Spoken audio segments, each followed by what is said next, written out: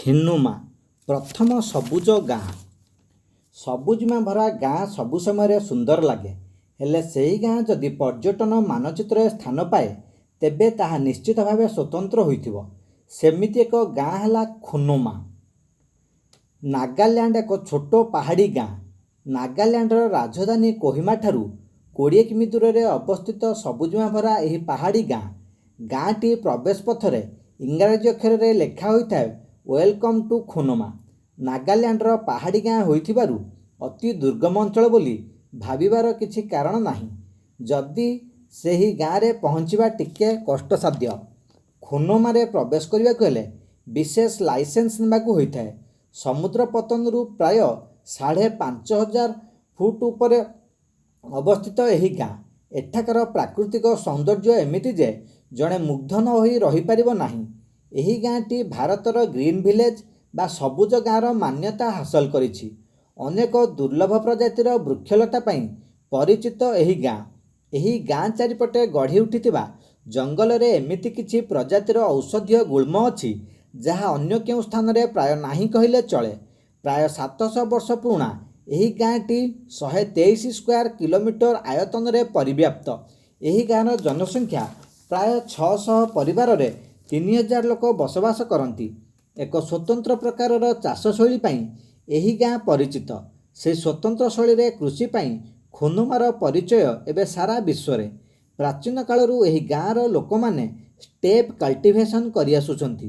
ଦୂରରୁ ଦେଖିଲେ ମନେ ହେବ ସତେ ଯେମିତି ଥାକ ଥାକ ହୋଇ କେହି ଯେମିତି ସାରା କ୍ଷେତକୁ ସଜାଇ ରଖିଛି। ଏହି ଗାଁର ଯେଉଁ ଦିଗକୁ ବି ନଜର ପକାଇବେ କେବଳ ସବୁଜ ରଙ୍ଗର ସମ୍ଭାର ହିଁ ଆଖିରେ ପଡ଼ିବ। ବୋଧହୁଏ ଏହି କାରଣରୁ ଗାଁଟି ଦେଶର ପ୍ରଥମ ସବୁଜ ଗାଁର ମାନ୍ୟତା ମିଳିଛି। ଏକ ପରିସଂଖ୍ୟାନରେ ଏହି ଗାଁ ଚାରିପଟେ ପରିବ୍ୟାପ୍ତ ଜଙ୍ଗଲରେ 84 ପ୍ରକାର ଜଙ୍ଗଲୀ ଫଳ, 116 ପ୍ରକାର ଜଙ୍ଗଲୀ ପନିପରିବା, 9 ପ୍ରକାର ମଶରୁମ୍, 5 ପ୍ରକାରର ପ୍ରାକୃତିକ ରଙ୍ଗ ଏବଂ 250ରୁ ଅଧିକ ପ୍ରଜାତିର ବୃକ୍ଷ ଥିବାର ରେକର୍ଡ କରାଯାଇଛି।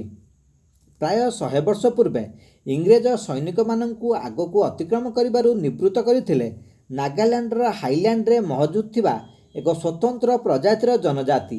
ସେହି ଜନଜାତିର ଲୋକଙ୍କୁ କୁହାଯାଏ ଅଙ୍ଗାମୀ ଜନଜାତି। ଏହି ଜନଜାତିର ପୁରୁଷମାନେ ମାର୍ଶାଲ ଆର୍ଟ ଓ ଯୁଦ୍ଧ କୌଶଳ ପାଇଁ ପ୍ରସିଦ୍ଧ। ଅଙ୍ଗାମୀ ଜନଜାତିର ଲୋକମାନେ ଅତୀତରେ ଅନେକ ବାହ୍ୟ ଶତ୍ରୁଙ୍କୁ ଅନାୟାସରେ ହରାଇ ପାରିଥିଲେ। 1890 ମସିହା ବେଳକୁ ଖୁନୁମାରେ ଖ୍ରୀଷ୍ଟ ଧର୍ମର ପ୍ରଚଳନ ଆରମ୍ଭ ହେଲା। ବର୍ତ୍ତମାନ ଏହି ଗାଁର ପ୍ରାୟ ସବୁ ବାସିନ୍ଦା ଖ୍ରୀଷ୍ଟ ଧର୍ମାବଲମ୍ବୀ।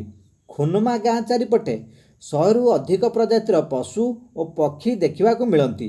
ପୂର୍ବେ ଏହି ଗାଁର ଅଧିକାଂଶ ଲୋକଙ୍କ ଜୀବିକା ଥିଲା ପଶୁ ଶିକାର। ମାତ୍ର ଏବେ ଏଠାକାର ଲୋକମାନେ ପରିବେଶ ଓ ଜୈବ ବିବିଧତାର ଗୁରୁତ୍ୱ ବୁଝିପାରିଛନ୍ତି। ତେଣୁ ପଶୁ ଶିକାର ଏହି ଗାଁରେ ସମ୍ପୂର୍ଣ୍ଣ ନିଷିଦ୍ଧ।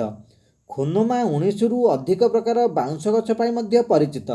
ଏହା ବ୍ୟତୀତ ଏଠାରେ 205 ପ୍ରଜାତିର ବୃକ୍ଷ, 45 ପ୍ରଜାତିର ଅର୍କିଡ୍ ଏବଂ 11 ପ୍ରଜାତିର ବେତ ମଧ୍ୟ ଦେଖିବାକୁ ମିଳିଥାଏ।